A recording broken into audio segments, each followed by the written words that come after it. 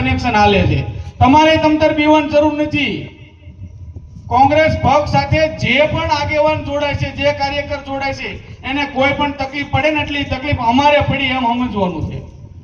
એને જેટલું દમન કરવું એટલું કરે, પણ બીવાનું નથી.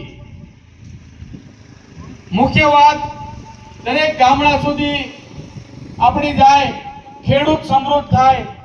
આજ કફોડી હાલત છે, ખેડૂતનો દીકરો ખેતી કરવા તૈયાર નથી. કેમ કે વીમા જેવી જે વીમો હતો, પાક વીમોનું કાઢી નાખ્યું.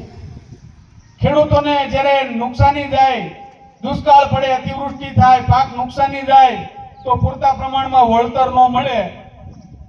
ખેડૂતોને ટાઈમસર કનેક્શન માંગ્યા હોય, હમણાં ભોળાભાઈ છેલ્લા 6 મહિનાથી નવા કનેક્શન ખેડૂતોને નથી આપ્યા.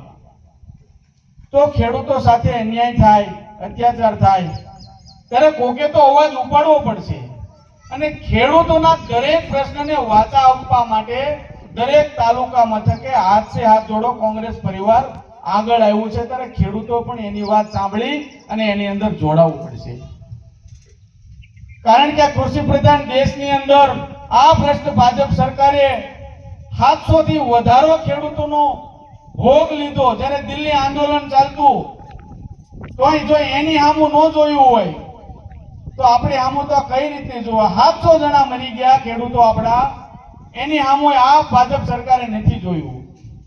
અને આ અન્નદાતાઓ માથે અત્યાચાર, ખાતરના વધારા હોય, પૂરતા પ્રમાણમાં ભાવ ન મળે, લાઈટ ન આપે, પિયત માટે પાણી ન મળે, પશુપાલકો માથે પણ અત્યાચાર થયા. હમણાં તમે ઉત્તર ગુજરાતની અંદર દાખલો જોયો, પૂરતા એને દૂધના ભાવ ન મળે.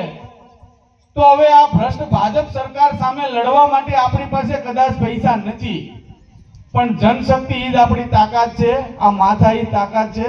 સંગઠિત થઈ અને જ્યાં પણ અત્યાચાર થાય, અન્યાય થાય, પૂરી તાકાતથી આપણે લડવું પડશે. અને રહી વાત, હવે ડરવાની જરૂર નથી. કોઈ પણ કાર્યકર મિત્રને ખોટી રીતે ક્યાંય પણ હેરાન કરે ને, ત્યારે એ તમતાર લડી લઈશું, એમાં કાંઈ ગભરાવાની જરૂર નથી.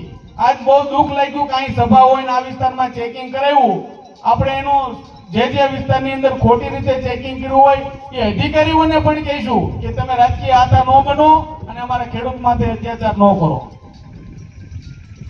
વધુ વાત આગળના આગેવાન અવસરભાઈ કરશે.